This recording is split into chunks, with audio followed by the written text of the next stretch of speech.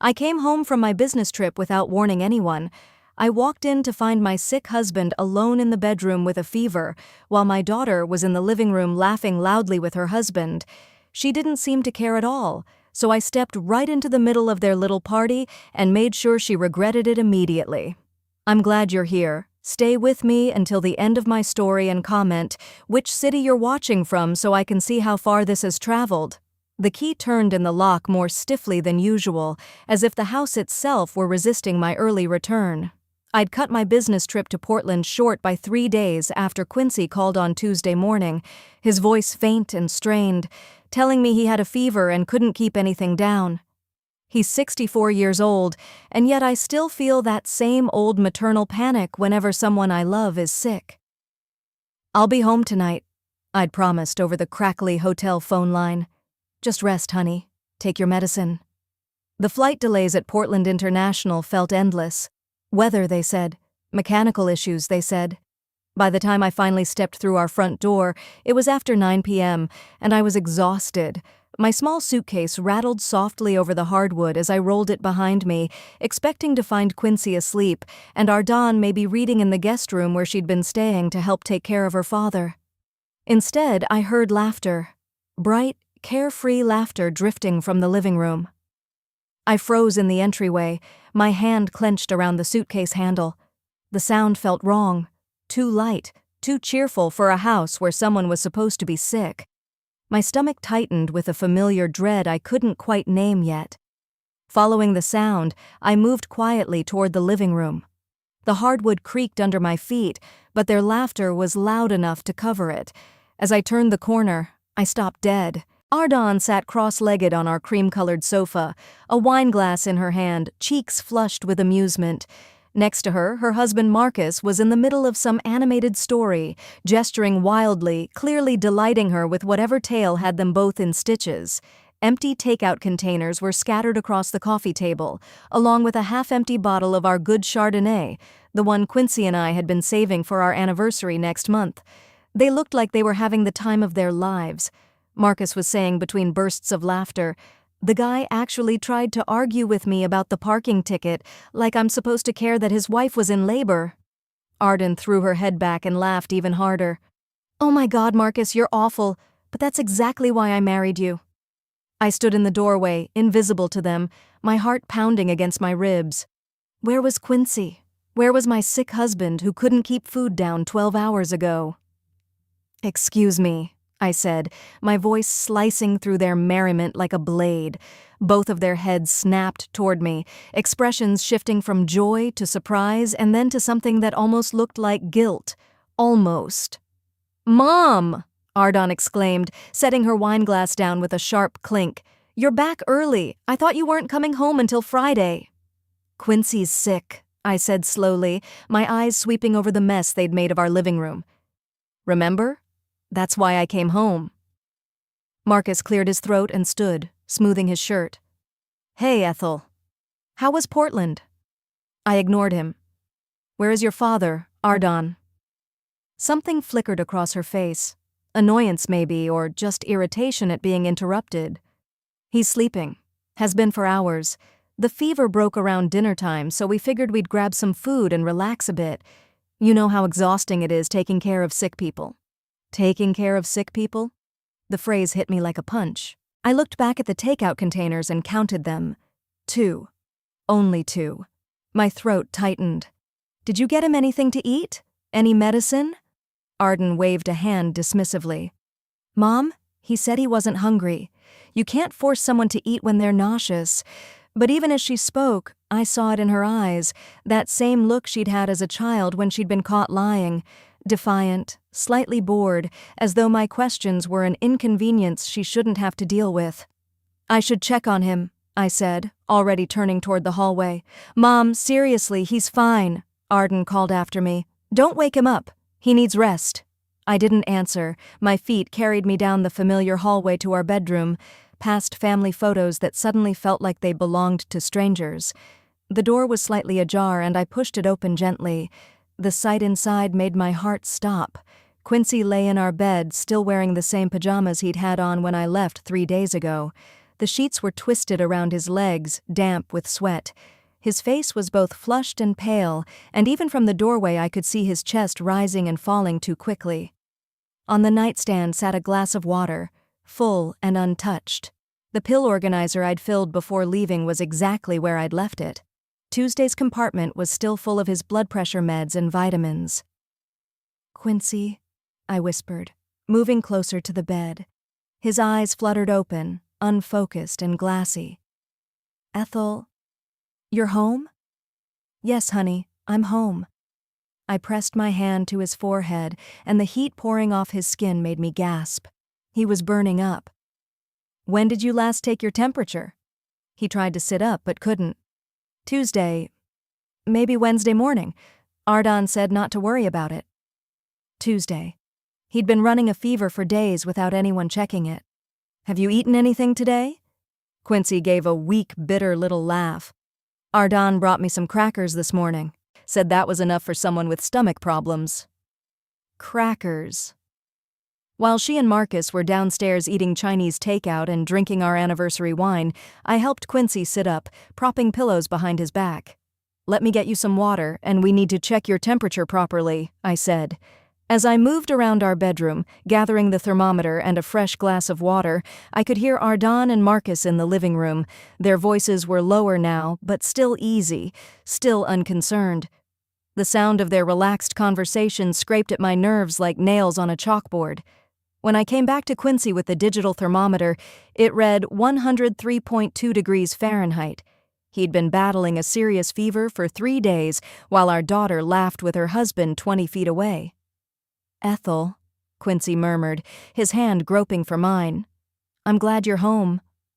The simple relief in his voice, the way he held my fingers like I was the only thing keeping him afloat, broke something inside me. This was the man who had raised Ardan with me, worked double shifts to pay for her college, walked her down the aisle just 2 years ago, and she had left him to suffer alone while she enjoyed herself. I helped Quincy drink some water and take the medication he'd missed. From the living room, I heard Ardan's laughter again, bright, carefree, and completely untouched by concern for the man who had given her everything. I knew that sound would haunt me for the rest of my life. I spent the night in the chair beside his bed, monitoring his fever and making sure he stayed hydrated. Every hour I checked his temperature, helped him to the bathroom, coaxed him into taking a few sips of water or weak broth. By morning, his fever had finally dropped to 99.1 degrees Fahrenheit. Ardan never once came in to check on him. Around 7 a.m., I heard her in the kitchen. The coffee maker sputtered to life, and the smell of fresh coffee drifted down the hallway, followed by the clink of dishes and the easy sounds of someone who'd slept well. Once Quincy was resting comfortably, I went to face my daughter. I found her at our kitchen table, scrolling on her phone and eating toast with jam. She was wearing one of my robes, my favorite one, and her hair was pulled back in a messy bun. She looked rested, content, like someone who'd had a pleasant evening and a peaceful night. She glanced up when I walked in. "Morning, Mom. How's Dad?" The casual tone, as if she were asking about the weather, made my jaw tighten. "His fever broke a few hours ago," I said. "No thanks to anyone else." Arden's eyebrows lifted slightly. "What's that supposed to mean?" I moved to the sink, needing something for my hands to do. The evidence of last night was still there. Plates with dried sauce, wine glasses stained at the rims, takeout containers not even thrown away. "It means," I said carefully, "I found dirty dishes, empty wine bottles, and a husband who hadn't had his medication in 3 days. She sighed, long and theatrical. "Mom, I told you. Dad said he wasn't hungry, and he's perfectly capable of taking his own pills." "Is he?" I turned to face her, my voice sharper than I intended. Because when I checked last night, every single pill from Tuesday and Wednesday was still in his organizer, his blood pressure meds, his vitamins, all of it. Arden shifted in her chair, her phone forgotten for the moment. Well, maybe he forgot. Old people forget things sometimes. Old people. She said it like he was a stranger, not the man who taught her to ride a bike, sat through every one of her high school plays, and co-signed her first apartment when her credit wasn't good enough. "He's 66, Arden, not 90, and he's been sick. When someone has a fever over 103, they need help remembering things. Look, Mom, she said, setting her toast down a little too hard. I did my best, okay? I'm not a nurse. I don't know everything about taking care of sick people. But you know how to take care of yourself, I replied. You knew how to order dinner for you and Marcus. You knew how to open our good wine. Instead of saying that, I heard myself say, You've been here since Monday, Ardon. That's 3 full days and it's been exhausting. It has been exhausting, she snapped back. Do you have any idea how stressful it is being responsible for someone else? I barely got any sleep. I looked at her, well-rested, wrapped in my robe, her face smooth and untouched by worry, and felt something cold settle in my chest. You barely got any sleep, I repeated. Dad was restless, she said. Kept making noise. Marcus and I could hear him from the guest room. So you heard him, I said slowly. But you didn't check on him? Arden's expression hardened. What was I supposed to do? He's an adult, Mom. If he needed something, he could have asked. He had a fever over 103, Ardon. People that sick don't always think clearly enough to ask for help. She waved a hand dismissively. You're overreacting. It's just the flu or something. People get sick all the time. Just the flu.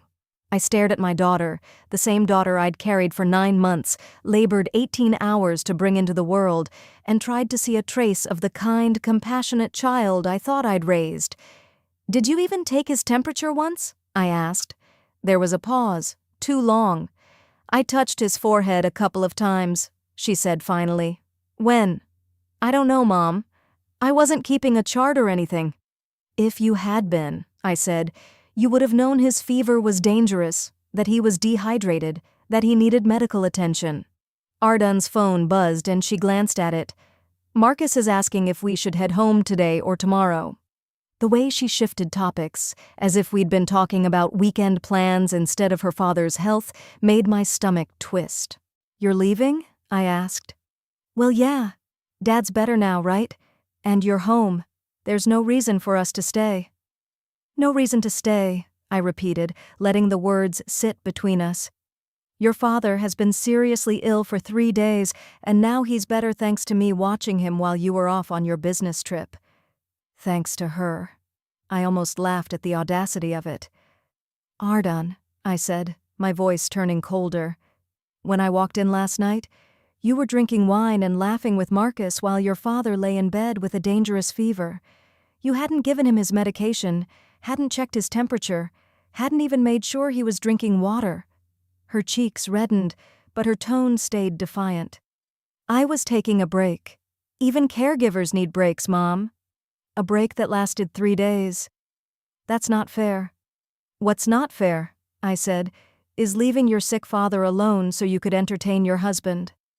Ardon shoved her chair back and stood, the legs scraping loudly against the floor.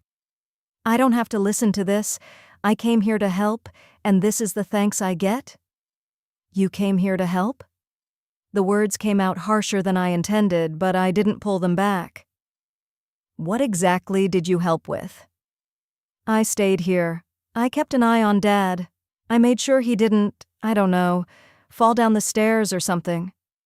While you ordered Chinese food for yourself and opened our anniversary wine, I said. Her face flushed deeper. We needed to eat, Mom, and Marcus had a stressful week at work. Marcus had a stressful week. Marcus, not Quincy, who'd lain upstairs with a fever that could have put him in the hospital. Marcus, who apparently needed wine and takeout to recover. I looked at my daughter, really looked at her, and felt a chill run through me. There was no shame in her face, no guilt, no real understanding that she'd done anything wrong. Just irritation that I was calling her out. Mom, you're making this into a much bigger deal than it is, she said, slipping into that patient tone people use on stubborn children. Dad's fine. I took care of him. End of story. But it wasn't the end of the story. Standing there in my kitchen, surrounded by the physical proof of her neglect, I suddenly saw the pattern that had been forming for years. The missed family dinners with convenient excuses, the calls that always came when she needed something, the way she'd grown distant after her wedding, as if marriage had given her permission to stop pretending she cared about anyone but herself. I'd told myself it was normal, that adult children get busy, that families change, but this wasn't growth. This was abandonment, and the most terrifying part was that she didn't even seem to realize it. After Ardon and Marcus left that morning, with barely a word to Quincy, I spent the entire day nursing my husband back to health. By evening, some color had returned to his face, and he was finally able to keep down a bit of soup. But as his body grew stronger, something else began to surface. Something that would completely destroy what little faith I still had in my daughter. "Ethel," Quincy said as I helped him back into bed after dinner, "there's something I need to tell you about this week." The hesitation in his voice made me stop. "What is it, honey?" He settled against his pillows, his eyes drifting away from mine. "It's about Ardon. About why she was really here." A cold knot formed in my stomach. "What do you mean?" "She didn't just come to take care of me while you were gone," he said slowly. "She came because she needed money. Again. Again." The word hit me like a punch. I sank into the chair beside the bed, my legs suddenly weak. "How much?" $8,000. $8,000. I closed my eyes, trying to process the number. "What for?" "She said Marcus lost his job last month," he explained, "that they're behind on their mortgage and car payments." "She was crying, Ethel. She said they might lose the house." I thought about Marcus's relaxed attitude the night before, about his expensive watch, the designer purse I'd seen Ardon carrying. "Did you give it to her?" Quincy's silence was all the answer I needed. "Quincy. She said she'd take care of me while you were gone," he said quietly. "That it was the least she could do in exchange for our help. She promised she'd stay by my side, make sure I had everything I needed." The betrayal cut deep, but not just hers. Quincy had given our daughter $8,000 without even talking to me first, money we'd been saving for home repairs, for medical emergencies, for a retirement that was approaching faster than we wanted to admit. "When did this conversation happen?" I asked. "Monday morning," he said, "about an hour before you left for the airport." Monday morning. She had negotiated payment for caring for her sick father, taken our money, and then abandoned him so she could play house with her husband. "So she was paid to take care of you," I said, my voice flat. $8,000 to make sure you took your medicine, to monitor your fever, to keep you comfortable. I know how it sounds, but it sounds like she extorted money from her sick father and then didn't hold up her end of the bargain, I snapped. Quincy flinched at my tone, but I was past softening my words.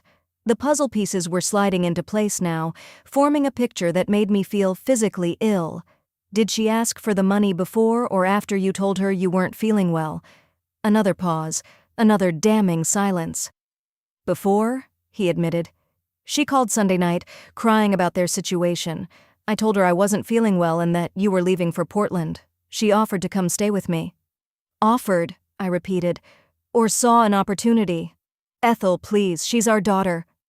Our daughter, the phrase that had excused so much for so long. Our daughter who maxed out her credit cards in college and needed us to pay them off. Our daughter who needed help with wedding expenses because she insisted on a venue they couldn't afford. Our daughter who kept borrowing money for vague emergencies that never seemed to have clear explanations. "How many times has she asked for money in the past year?" I asked. Quincy shifted uncomfortably. "It doesn't matter. I don't keep track." "Then let me help you remember," I said. "There was the car repair in March. $1,500. The medical bill from her ER visit in June, $2,200. The credit card payment in August, $3,500. And now this." His face went pale. "You've been keeping track?" "Someone has to," I replied. "That's $14,000, Quincy. $14,000 in 8 months. "She's struggling," he said weakly. "They're young. They're trying to build a life." "She's 32, Quincy. Marcus is 35. At what point do we stop calling them young and start calling them irresponsible?" But even as I said it, I knew their age wasn't the core issue. Their finances weren't even the core issue. It was the pattern. Ardan had learned how to weaponize our love for her, to turn our parental instinct into a bottomless ATM. "Did she say anything about looking for work?" I asked. "About Marcus finding a new job? Any kind of plan to fix their situation?" Quincy was quiet for a long moment. "She said they were working on it." "Working on it how?" "She didn't give specifics."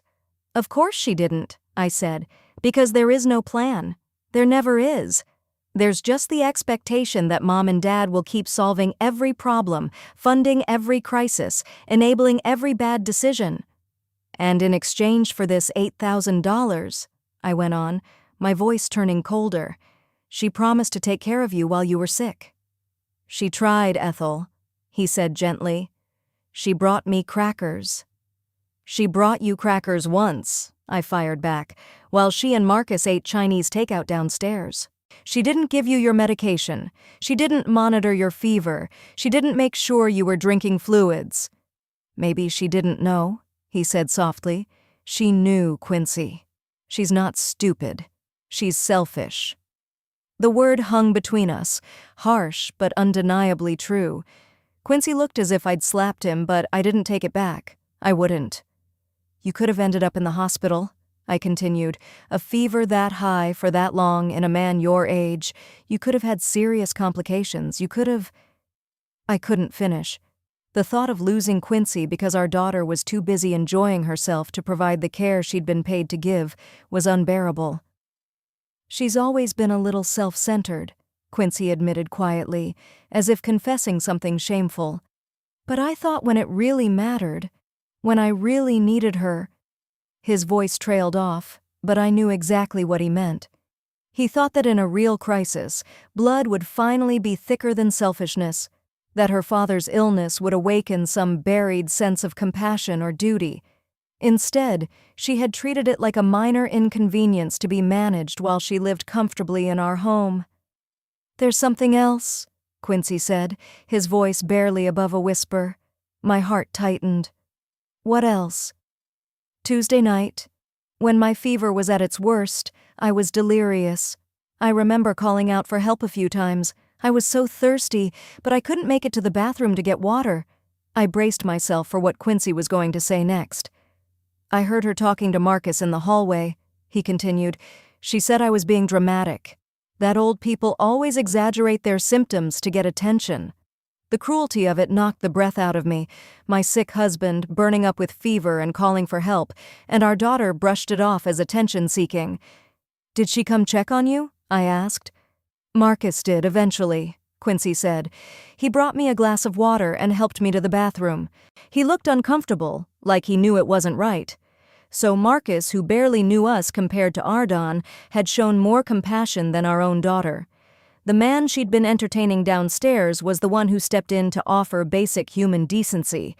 I sat there in that chair holding my husband's hand and felt something fundamental shift inside me. This was no longer about money. It wasn't just about Arden being irresponsible with her finances or making questionable choices. This was about character, about the kind of person my daughter had become when she thought no one who mattered was watching. "We can't keep doing this," I said at last. "Doing what?" Quincy asked. "Enabling her, rescuing her, pretending this is normal behavior for a grown woman." Quincy squeezed my hand weakly.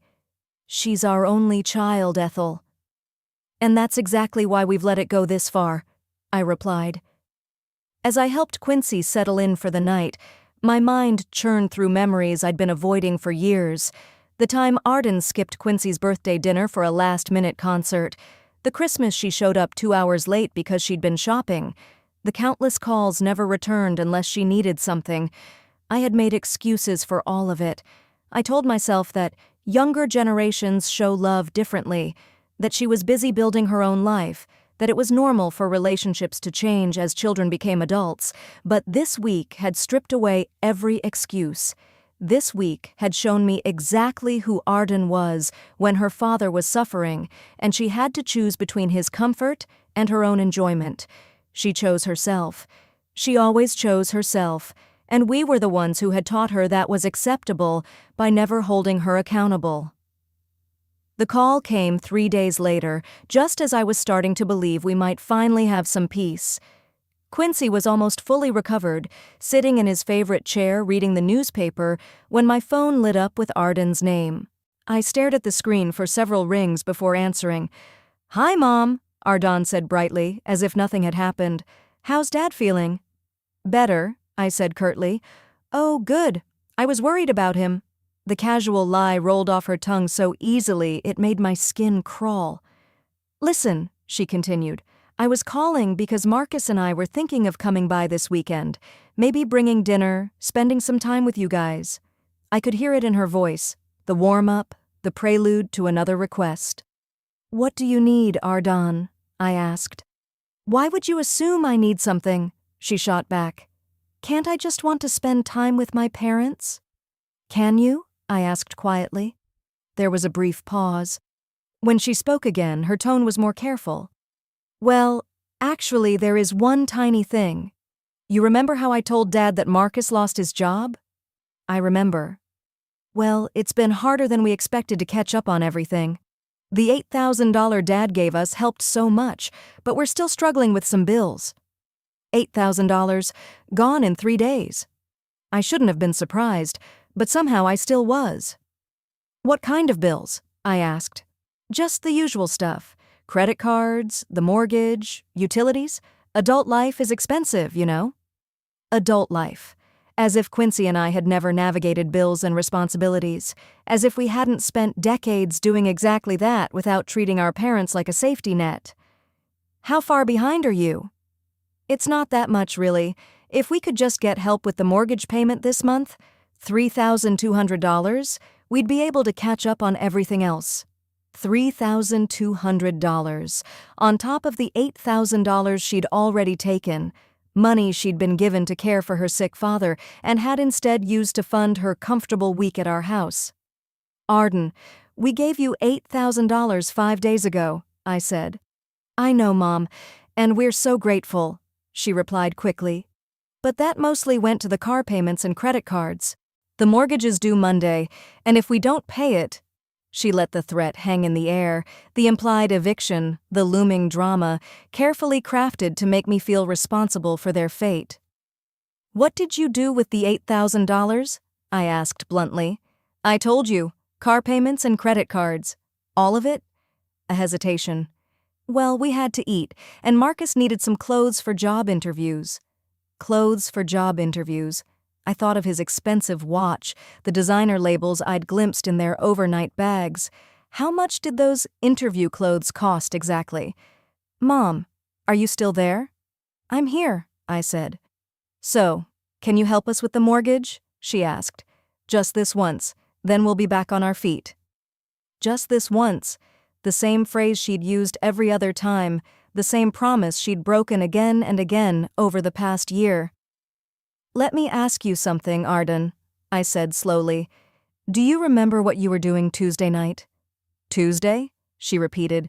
"I don't know. Why?" "You were drinking wine and laughing with Marcus while your father had a fever of over 103 degrees. "Mom, we've already talked about this. I was taking a break." "You were taking a break from the job you were paid $8,000 to do." "Paid?" she snapped, her voice rising. "You make it sound like some kind of business transaction. I was helping my family." "Were you?" I asked. "Because from where I stand, it looks like you took money from your sick father and then abandoned him so you could entertain your husband." "That's not fair," she protested. "I stayed with Dad. I made sure he was okay." "You made sure he was breathing," I said. "That is not the same thing as making sure he was okay." "Look, Mom," she said, exasperation creeping into her voice. "I don't know why you're being so hostile. All I'm asking for is a little help with the mortgage. It's not like you and Dad can't afford it." And there it was, the entitlement that had been hiding beneath every conversation, every crisis that somehow became our responsibility. Not like you can't afford it. "Actually, Arden, we can't afford it," I said. "What do you mean?" "I mean, we're 64 and 66 years old. We're supposed to be thinking about retirement, not funding our adult daughter's lifestyle." "Lifestyle?" Her voice sharpened, instantly defensive. "We're struggling, Mom. This isn't about lifestyle. This is about survival." "Then maybe you should consider downsizing," I replied. "Getting a smaller place you can actually afford." "We shouldn't have to downsize," she snapped. "We work hard. We deserve to live comfortably." Work hard. Marcus had been unemployed for a month, and as far as I knew, Arden hadn't held a steady job since before her wedding. "What exactly is your plan for getting back on your feet?" I asked. "Marcus has some interviews lined up, and I'm looking into some opportunities too." "What kind of opportunities?" "Just different things. The job market is tough right now." "Different things." No details, no timeline, no budget, just vague words and the unspoken expectation that Mom and Dad would keep playing the role of emergency fund. "Arden," I said, "your father and I have given you over $14,000 this year. We can't keep doing this." "14,000?" She sounded genuinely shocked, as if the numbers had never once crossed her mind. "That can't be right." "It's exactly right. And that doesn't include gifts, dinners out, gas money for your visits. We've been subsidizing your life for years." "Subsidizing?" she repeated, offended. "Mom, families help each other. That's what families do." "Help goes both ways, Arden. When was the last time you helped us with anything?" Silence. "When was the last time you offered to help with the yard, or cooking, or any of the things that are getting harder for us as we get older?" More silence. "When was the last time you called just to check on us without needing something?" "That's not— I do call," she protested. "You call when you need money," I said. "You visit when you need money, and apparently you'll even agree to care for your sick father if you need money badly enough." "That's not true, isn't it? Because that is exactly what happened this week. You took $8,000 in exchange for caring for your father and then left him alone to suffer while you enjoyed yourself." "I did my best," she insisted. "No, you didn't. Your best would have meant checking on him regularly, making sure he took his medicine, tracking his fever, bringing him food and water and comfort. Instead, you did the bare minimum you could get away with while still feeling justified taking our money. You're being incredibly unfair, Mom." "Am I? Let me tell you what's unfair, Arden. Unfair is working your whole life to build a retirement nest egg and watching it drain away to fund your adult daughter's bad choices. Unfair is coming home to find your sick husband neglected while your daughter is laughing over takeout in the living room. Unfair is being treated like an ATM by the person who's supposed to love you most." "I do love you," she said. "No," I replied quietly.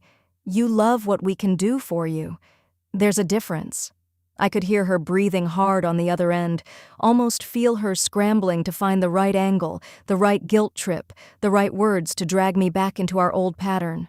"Mom, please, we really are desperate here. If we don't make this mortgage payment, then you'll face the consequences of your financial decisions like adults do," I said.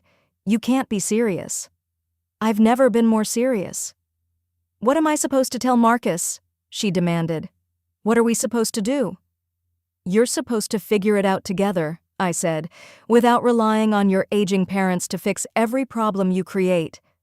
"This is ridiculous. You're acting like we're asking for millions of dollars. It's $3,000, Mom. That's nothing to you." Nothing. $3,000 tossed off like pocket change, money that represented weeks of Quincy's work, months of careful planning, years of sacrifice. "Goodbye, Arden," I said. "Mom, wait." I hung up. Quincy looked up from his newspaper, worry etched across his face. "That was Arden?" he asked. "She wanted $3,000 more?" I nodded. "For the mortgage." He let out a long, weary sigh and suddenly looked every one of his 66 years. "What did you tell her?" I told her no. For a moment we sat in silence. Then Quincy folded his newspaper and set it aside. "She's going to be angry," he said softly. "Good," I replied. "Maybe anger will finally push her to solve her own problems instead of dumping them on us." "She might not speak to us for a while," he murmured. I looked at my husband. This good, gentle man who had spent decades enabling our daughter's selfishness in the name of love and loyalty. "Quincy," I said gently, "when she does speak to us, it's only to ask for money. When she visits, it's only when she needs something. When she promises to take care of you, she takes our money and leaves you alone. What exactly are we losing if she stops speaking to us?" He didn't answer, but I watched the truth settle over him like a heavy blanket.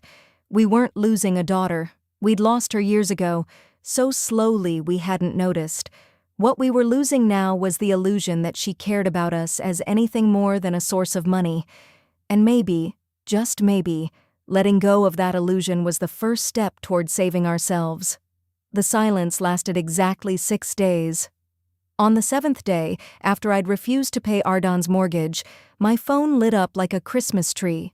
Not with messages from Arden herself. She rarely chose the direct route, but from relatives I hadn't heard from in months, all suddenly deeply invested in our family situation. My sister Janet called first. "Ethel, I just got off the phone with Arden," she said, sounding breathless and indignant. "She's beside herself. She says you and Quincy have cut her off financially and she might lose her house." "That's not exactly accurate," I replied calmly, settling into my kitchen chair with a cup of coffee. "She says you're refusing to help with one mortgage payment. One payment, Ethel. How can you let your own daughter become homeless?" I took a slow sip of coffee, gathering my patience. "Janet, in the past 8 months we've given Arden over $14,000, I said. "The $8,000 we gave her last week was supposed to be in exchange for her taking care of Quincy while he was sick. And did she? She left him alone with a dangerous fever while she and Marcus drank our anniversary wine and ordered takeout for themselves." There was a long silence on the other end of the line. "She's desperate, Ethel," Janet said finally. "People make mistakes when they're desperate." "This wasn't a mistake," I replied. "This was a choice. She chose to take our money and neglect her responsibilities. And if we make one more payment, there'll be another next month and another after that. Janet, at what point does helping become enabling?" My sister didn't have an answer for that. The calls kept coming throughout the day. Arden's cousin Michelle, suddenly concerned about our lack of compassion. Our neighbor, Mrs. Patterson, who somehow knew intimate details of our family situation. Even Quincy's brother Robert called from Florida to gently suggest that we might be being too hard on Arden in her time of need. Every conversation followed the same pattern. Arden had cast herself as the victim of cold, uncaring parents who refused to help her in a moment of crisis. She'd shared just enough truth to make her story believable: the job loss, the looming mortgage payment, our refusal to help, while carefully leaving out the $8,000 we'd already given her and her complete failure to honor the agreement she'd made. By the 3rd day of this campaign, I'd reached my limit. "Quincy," I said that evening as we sat down to dinner, "we need to make some changes." He looked up from his plate, worry etched into the lines of his face.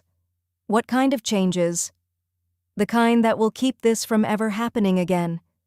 I'd been thinking about it for days, turning over options in my mind. The barrage of phone calls had made something crystal clear. Arden wasn't going to accept boundaries quietly. She would fight them with every manipulation she could muster, including weaponizing our relatives against us. "I want to change the locks," I said. Quincy's fork stopped halfway to his mouth. "The locks?" "Arden has a key to this house," I said. "She's used it to come and go as she pleases, treating our home like her personal retreat.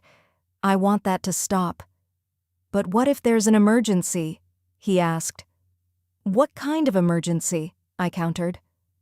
"She's never been here for our emergencies, Quincy. She wasn't here when you were sick. She's only here when there's an emergency that requires our money." He set his fork down slowly, absorbing that. "What else?"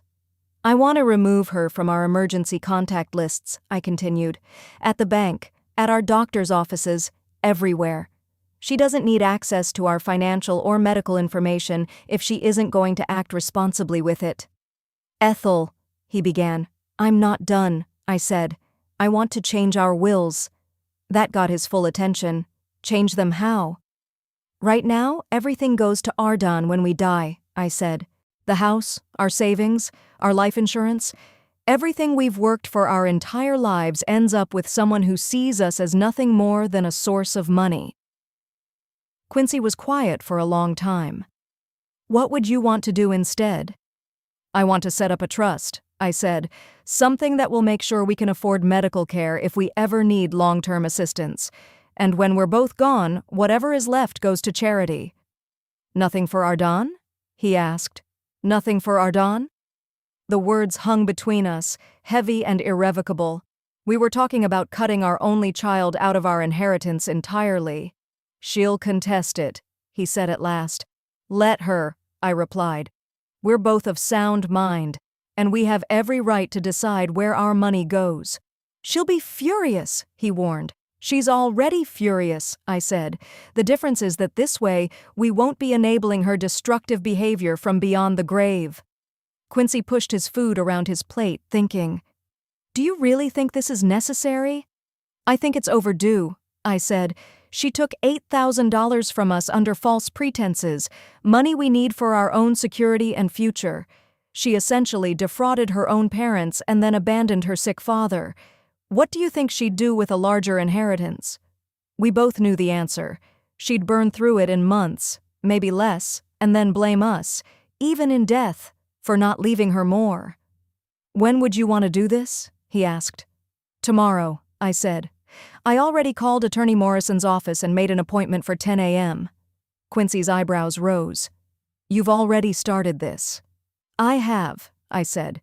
The only question now is whether you're going to support me or fight me on it.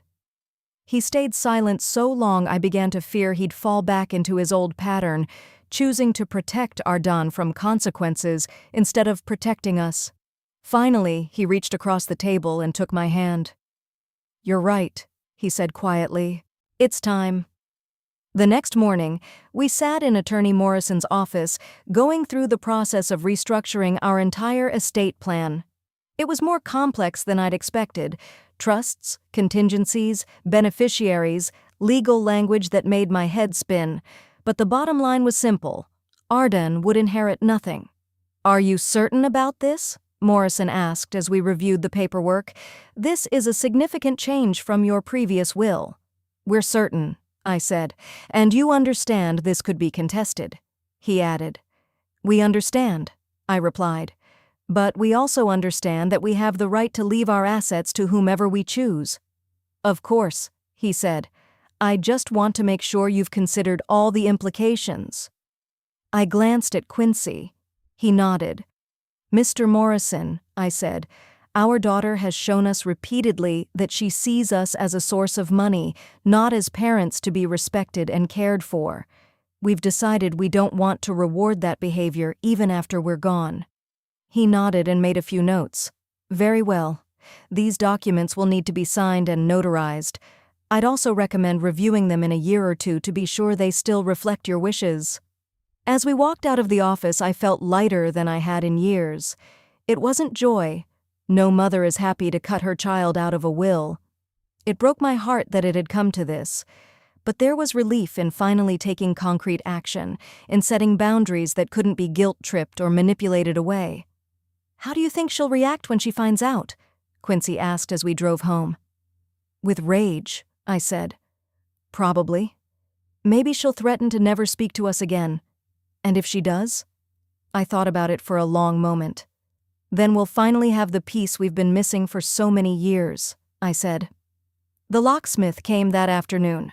As I watched him slide Ardan's old key out of our front door and install new deadbolts, it felt like I was reclaiming my own home. For years, Ardan had treated this house like an extension of her own, letting herself in whenever she pleased, raiding our pantry and wine rack, using the guest room as her personal hotel whenever it suited her. Now, it was ours again, our sanctuary. That evening, as we sat in the living room without the constant dread of a surprise visit or another plea for money, Quincy looked more relaxed than I'd seen him in a long time. I keep waiting for the phone to ring, he admitted. It probably will, I said, but we don't have to answer it. When do you think we should tell her about the will? We don't, I replied. If she asks directly, we can say we've made some changes, but I see no reason to volunteer information she'll only use to manipulate us." "She might find out anyway," he said. "Then she'll find out," I said, "and it still won't change anything." As if summoned by our conversation, my phone buzzed with a text from Ardan. I glanced at it, then handed it to Quincy. "I hope you're happy. We lost the house. Marcus and I are moving into his parents' basement. Thanks for nothing." Quincy winced. "She lost the house." "She chose to lose the house," I corrected. "She had $8,000 she could have put toward the mortgage. She decided to spend it on other things." "Still, it's hard to read," he said quietly. It was. Despite everything, her selfishness, the manipulation, the cruelty, she was still our daughter, but I had finally learned the difference between loving someone and enabling them. I deleted the message without replying. Some lessons, I was beginning to understand, can only be learned the hard way, and some boundaries, once set, have to stay in place no matter how much they hurt. Chapter 6. The Deserved Liberation. 8 months passed in blessed quiet. 8 months without late-night emergency calls. 8 months without one crisis after another that somehow required our immediate financial rescue. 8 months without the constant low-level anxiety of wondering what Ardan would need next, what story she'd spin, what guilt she'd leverage to pry open our wallets. For the first time in years, Quincy and I actually lived for ourselves. We finally took the Alaska cruise we'd postponed for 5 years, always telling ourselves we couldn't afford it or couldn't leave town in case Ardan needed us. We remodeled our bathroom with money that, in the past, would have gone straight to her latest emergency. I joined a book club at the library, something I'd always wanted to do but never had the emotional bandwidth for when my evenings were spent dealing with my daughter's problems. Quincy started volunteering at the local animal shelter, coming home with stories about the dogs he walked and the kittens he socialized. His health had fully recovered, and he seemed stronger, more energetic, more himself than he'd been in a long time. "I feel like I've been holding my breath for years," he told me one evening as we sat on the back porch watching the sunset. "Like I was always bracing for the next crisis, the next request for help." I knew exactly what he meant. That constant state of readiness, always prepared to drop everything, always willing to sacrifice our own plans for Ardan's drama, had worn us down in ways I hadn't recognized until it stopped. "Do you miss her?" I asked. He thought about it carefully. "I miss the daughter I thought she was," he said. "I miss the relationship I hoped we'd have. But the real Ardan, the one who treats us like an ATM and abandons her sick father? No, I don't miss that at all." It was brutally honest, and it matched what I felt. I grieved the loss of the child I had raised, but I did not miss the woman she had become. The test of our new boundaries came on a Tuesday morning in March. I was in the kitchen with my coffee, reading the newspaper, when I heard a car door slam in the driveway. Through the window, I saw Ardan's red sedan, the one we'd helped her buy 2 years earlier, parked behind Quincy's truck. She looked different as she walked up the path. Thinner, tired. She wore clothes I didn't recognize and a coat that had clearly seen better days. But her posture was the same, determined, entitled, moving toward the door like she was gearing up for a demand. The doorbell rang. I didn't move. It rang again, then was followed by knocking. "Mom, Dad, I know you're home. I saw Dad's truck." The knocking grew more insistent. Quincy appeared in the kitchen doorway, his face tense. "Should we answer?" "Do you want to answer?" I asked. He thought for a moment, then shook his head. "Not really."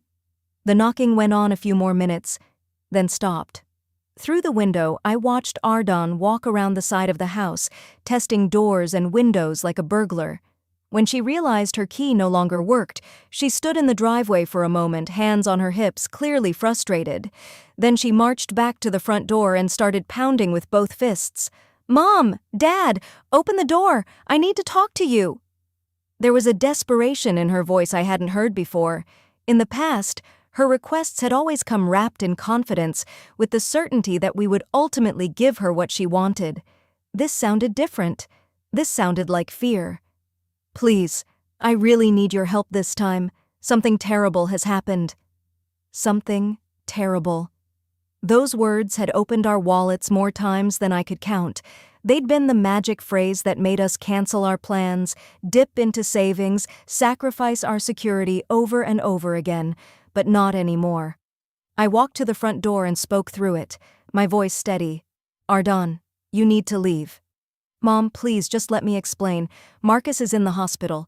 He had an accident at work and—" "I'm sorry to hear that," I said, "but you still need to leave." "I can't handle this alone," she cried. "The medical bills are going to be enormous and we don't have insurance and I don't know what to do." No insurance. Despite the fact that Marcus had been working for months now, something we'd heard from people around town who'd seen him on construction jobs, they had chosen not to buy health insurance, another adult choice with adult consequences. "Arden," I said, "you made it very clear you don't need us in your life unless we're providing money. We've decided to respect that." "That's not true. I love you and Dad. I've just been struggling." "You've been struggling for 32 years, I said quietly. "At some point, struggling becomes a choice." "Mom, please, I'm begging you. I have nowhere else to turn." Begging. 8 months ago, that word would have broken me. Now it just made me sad. Not for her immediate situation, but for the fact that it had taken absolute desperation to bring her to our door.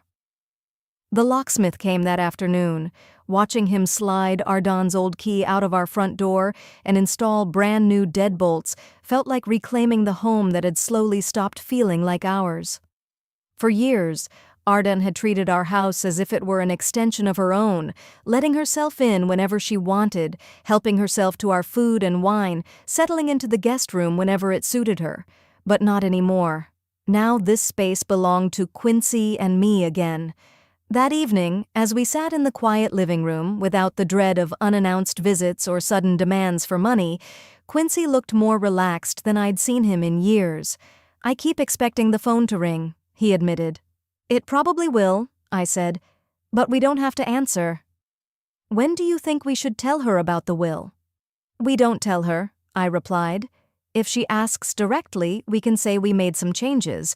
But we don't owe her details she'll only use to manipulate us." "She might find out anyway." "Then she'll find out. It won't change a thing." As if on cue, my phone buzzed with a message from Ardon. I glanced at it, then handed it to Quincy. "I hope you're happy." "We lost the house. Marcus and I have to move into his parents' basement." "Thanks for nothing." Quincy flinched. "She lost the house." "She chose to lose the house," I said firmly. "She had $8,000 she could have put toward the mortgage. She used it on everything else instead." Still, the words stung. Despite everything, the manipulation, the selfishness, she was still our daughter. But I had finally learned the difference between loving someone and enabling them. I deleted the message without replying. Some lessons I was beginning to understand are only learned through consequences, and some boundaries, once set, must remain firm no matter the emotional cost. Chapter 6. The Deserved Liberation 8. Quiet months passed. 8 whole months without late-night emergencies, frantic requests, or financial crises she expected us to solve. 8 months without the constant tension of wondering what disaster she'd present next, or which excuse she'd use to justify another plea for money. For the first time in decades, Quincy and I lived for ourselves. We finally took the Alaska cruise we'd postponed for 5 years. We renovated our bathroom with money that once would have vanished into Ardon's endless emergencies. I joined a book club at the local library. Quincy began volunteering at the animal shelter, coming home with stories about mischievous puppies and shy kittens. He regained the strength and energy that illness and the stress surrounding Ardon had drained from him. "I feel like I'd been holding my breath for years," he said one evening as we watched the sunset from our back porch, "always waiting for the next crisis, the next problem we were expected to solve." I knew exactly what he meant. The constant state of alertness had been exhausting, though I hadn't realized how much until life finally went quiet. "Do you miss her?" I asked. He considered the question honestly. "I miss the daughter I thought she was, the relationship I hoped we'd have." But the real Ardan? The one who uses us like an ATM and abandons her own father when he's sick? No, I don't miss that at all. It was brutally honest, and it was exactly how I felt too. I mourned the memory of who I believed she was, but I didn't miss the woman she had become. The real test of our new boundaries came on a Tuesday in March. I was drinking my morning coffee when I heard a car door slam. Through the window, I saw Arden's red sedan, the one we helped her buy, parked behind Quincy's truck. She looked thinner, more tired, wearing worn-out clothes and an old coat. But her posture was unchanged, determined, entitled, ready to demand whatever she wanted. The doorbell rang. I didn't move. It rang again. Then the knocking started. "Mom, Dad, I know you're home. I saw Dad's truck." The knocking grew louder. Quincy stepped into the kitchen, tense. "Should we answer?" "Do you want to?" After a moment, he shook his head. "No." Through the window, I watched Arden circle the house, testing doors and windows like someone trying to break in. When she discovered her key no longer worked, she returned to the front door and pounded on it with both fists. "Mom! Dad! Open the door! I need to talk to you!" Her voice sounded different this time, panicked. In the past, her requests had always been delivered with confidence, the certainty that we would cave. This was desperation, born from losing the control she once had over us. "Please, I really need your help. Something terrible happened." Something terrible. Those were the words that had opened our wallet over and over again for decades. The words that had made us postpone our plans, sacrifice our savings, and bend our lives around her chaos. But not anymore. I walked to the door and spoke calmly through it. "Ardan, you need to leave." "Mom, please, just let me explain. Marcus is in the hospital. He had an accident at work and—" "I'm sorry to hear that," I said evenly, "but you still need to leave." "I can't handle this alone," she cried. "The medical bills are going to be huge and we don't have insurance and I don't know what to do." So Marcus had been working. Mutual acquaintances had mentioned seeing him on construction sites, and yet they hadn't bought insurance. Another choice. Another consequence. "Arden," I said, "you made it very clear you didn't need us in your life unless we provided money. We've chosen to respect that." "That's not true. I love you and Dad. I've just been struggling." "You've been struggling for 32 years, I said. "At some point, struggling becomes a choice." "Mom, please, I'm begging you. I don't have anywhere else to go." 8 months earlier, the word begging would have shattered me. Now it simply made me sad, not for the immediate crisis, but for the fact that it had taken desperation, not love, to bring her to our door. "You have 2 options," I said through the door. "You can leave voluntarily, or I can call the police and report trespassing." Silence. Then, "You'd call the police on your own daughter?" "I'd call the police on anyone who refuses to leave my property after being asked." I heard her sharp intake of breath, genuine shock. She had never imagined our boundaries had teeth. "Fine," she finally choked out. Whether the tears were real or performative, I didn't know. "Fine, but don't expect me to come crawling back when you need help someday." The threat was familiar. The implication that someday we'd be old and helpless, and that she, the daughter who once abandoned Quincy with a life-threatening fever, would be our salvation. We had already seen what her help looked like. Depending on her would be more terrifying than facing the future alone. "Goodbye, Ardan," I said. Her footsteps stormed across the porch. The car door slammed. The engine roared louder than necessary as she sped away. Quincy stepped beside me at the window, watching her taillights vanish. "How do you feel?" he asked softly. I took a long breath, sorting through the tumult inside. "Sad, certainly," I said. "Relieved, definitely." Then, surprising even myself, and free. For the first time in years, I feel completely free. That evening, we learned through the neighborhood grapevine that Marcus's accident had been minor, a twisted ankle from stepping in a hole. He'd been treated and released the same day. The so-called catastrophe she'd used to wage another manipulation attempt had been nothing more than a small medical bill. "She'll try again," Quincy said as we got ready for bed. Probably, I agreed, but it gets easier every time. And it did. Every boundary we held made the next one less painful. Every time we chose ourselves, the guilt faded more. 6 months later, an invitation arrived in the mail. Ardon's birthday party. No note, no apology, no acknowledgement of the past. A registry link was included. She'd made a gift registry for a grown woman's birthday party. "Are you going?" Quincy asked. I dropped the invitation straight into the recycling. "No. Are you?" "No." That was that. No debate, no guilt, no emotional contortions to justify our choices. We simply declined to participate in the life of someone who had shown us nothing but contempt. Later, we heard through relatives that the party was sparsely attended. It turned out we weren't the only ones tired of being treated like resources instead of people. Today marks 2 years since I came home early from that business trip and found my daughter laughing in the living room while her father lay suffering alone. 2 years since I finally admitted who Ardon had become and chose to protect myself and my husband rather than surrender our dignity to her constant demands. These past 2 years have been the most peaceful of our adult lives. Quincy and I have traveled more, laughed more, slept better, and worried less. Our marriage has strengthened without the toxic weight of Ardon's constant crises. Our savings have grown instead of disappearing into her emergencies. We've learned to live for ourselves, without guilt, to make decisions based on our own needs, not her expectations, to understand that love does not require sacrificing dignity or security. Most importantly, we learned that sometimes the kindest thing you can do, for yourself and for your child, is refuse to rescue them from the consequences of their own choices. I don't know what the future holds for Ardon. I hope she grows.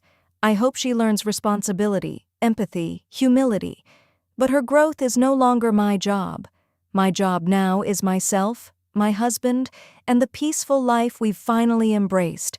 And for the first time in years, that is enough. Now I'm curious about you. What would you do in my place? Have you ever been through something similar?